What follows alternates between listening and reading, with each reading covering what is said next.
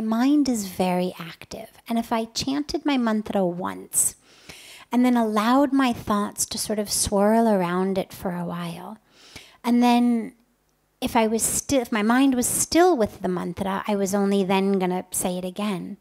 I would never get a second mantra in, because the minute that my thoughts started swirling around the mantra, they would be like one of those, those like spinners, the tops, right? So you spin it here and it starts spinning here, and then before you know it, it's spinning all over the room and, gone back into the corner, and you've got to bring it all the way back. And so my thoughts tend to do that. They could begin by spinning around my mantra over here.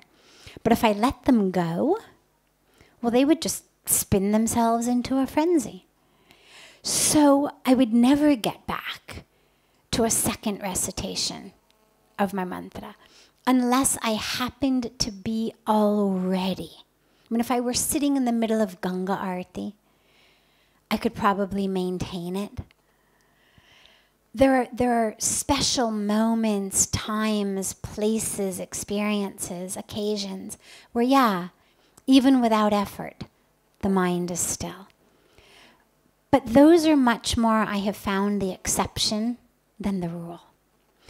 And I would hesitate to give myself a practice that required me to be sitting in Ganga Arati, or sitting in a very deep meditation, or sitting someplace that touched me very, very deeply. Because I think the rest of the time my mind would just wander around. So the practice that I've been given, I'll tell you that, and then I'll tell you how I've adapted it slightly. The practice that I was given was simply to chant the mantra a certain number of times on a mala. So if you're going to do, say, 11 rounds of your mala, so you would chant the mantra with each bead, and you would turn the bead of the mala, and you'd get to the end, and you'd spin it around, and you would do that until you had done 11 malas, or 18 malas, or 3 malas, or however many malas you had decided to do. And if the mind wanders, you just bring it back. But the goal is always stay with the mantra. In fact,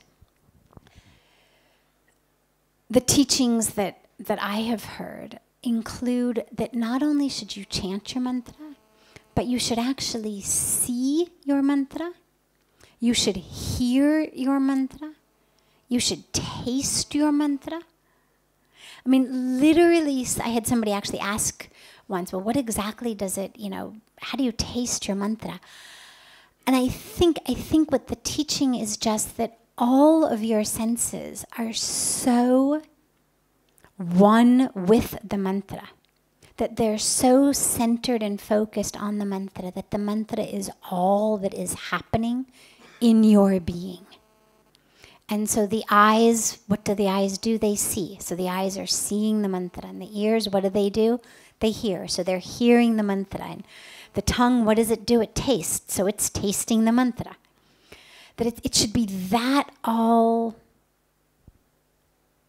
consuming, you could say. Now, the way that I've slightly adapted that, just because I tend to be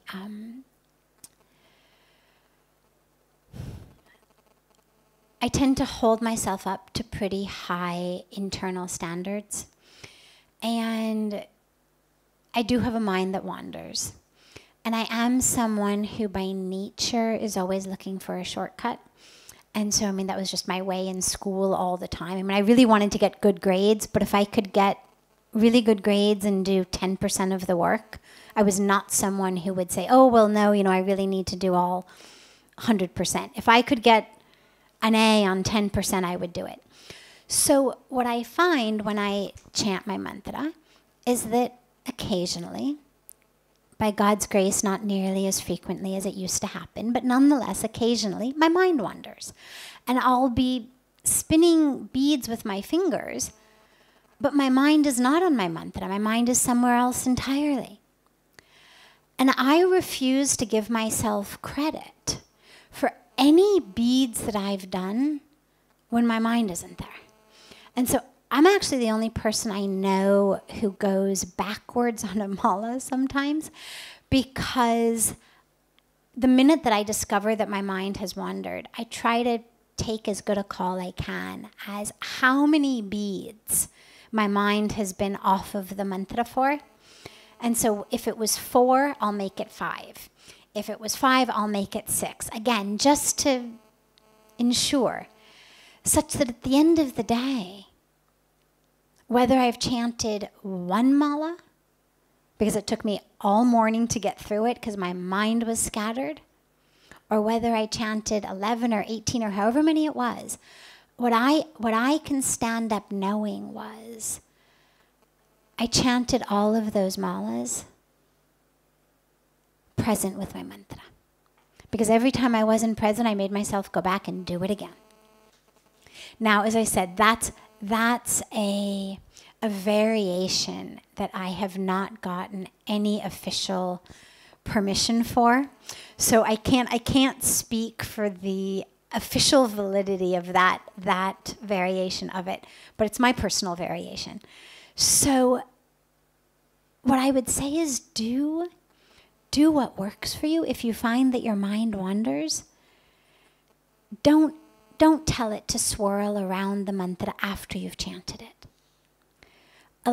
See whether you can have all of the senses, including the mind, be on the mantra while you're chanting it.